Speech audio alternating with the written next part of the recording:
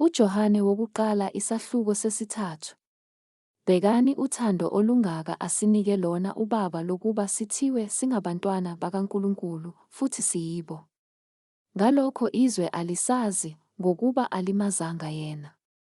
Bathandekayo, manje singabantwana bakaNkulunkulu, kepha akukabonakali esiyakuba yikho. Siyazi ukuthi nxa ebonakaliswa siyakuba njengaye ngokuba siyakumbona njengokuba enjalo.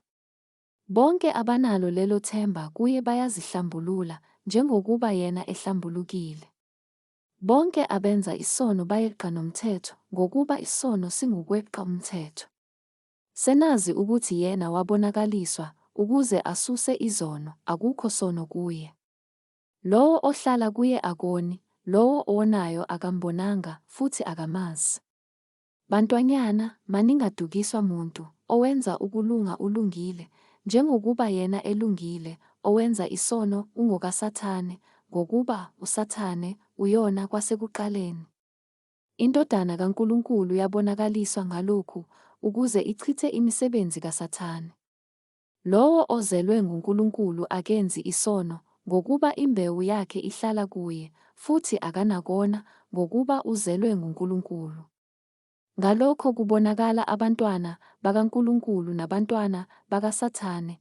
Lowo ongenzi ukulunga akasiye okaNkulunkulu, naye ongamthandi umzalwane wakhe. Nanti izwi enalizwayo kwasekuqaleni lokuba sithandane, kungabi njengoKayini owaba ngowomubi wabulala umfowabo. Wambulalelani na? Ngokuba imisebenzi yakhe yayimibi, kepha eyomfowabo yayilungile.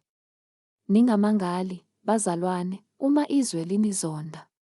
Siyazi ukuthi sidlulile ekufeni, sangena ekuphileni, ngokuba sithanda abazalwane. Ongathandiyo uhlezi ekufeni. Lowo ozonda umzalwane wakhe ungumbulali. Niyazi ukuthi akukho mbulali onokuphila okuphakade okuhlezi kuye. Uthando silwazi ngalokho ukuthi yena wabeka ukuphila kwakhe ngenxa yethu, nathi sifanele ukubeka ukuphila ngenxa yabazalwane. Kepha yena onemfuyo yezwe, ebona umzalwane wakhe eswele, amvalele isihawu sakhe, uthando lukaNkulunkulu lungahlala kanjani kuyena? Bantwanyana, masingathandi ngezwi nangolimi, kodwa ngezenzo nangeqiniso. Ngalokho siyazi ukuthi singabeqiniso, siza kuyithulisa inhliziyo yethu phambi kwakhe ngokuthi uma inhliziyo yethu isilahla, uNkulunkulu mkhulu kunenhliziyo yethu, futhi uyazi konke. Bathandekayo, uma inhliziyo ingasilahli, sinesibindi kuNkulunkulu, nesikucelayo siyakukwamukeliswa nguye ngokuba sigcina imiyalo yakhe, senza okuthandekayo ebusweni bakhe. Yilo umyalo wakhe ukuba sikholwe egameni lendodana yakhe uJesu Kristu, sithandane njengokuba asinika umyalo. Ogcina imiyalo yakhe uhlala kuye, naye uqobo uhlala kuye. Siyazi ngalokho ukuthi uhlala kithi ngaye uMoya asinike yena.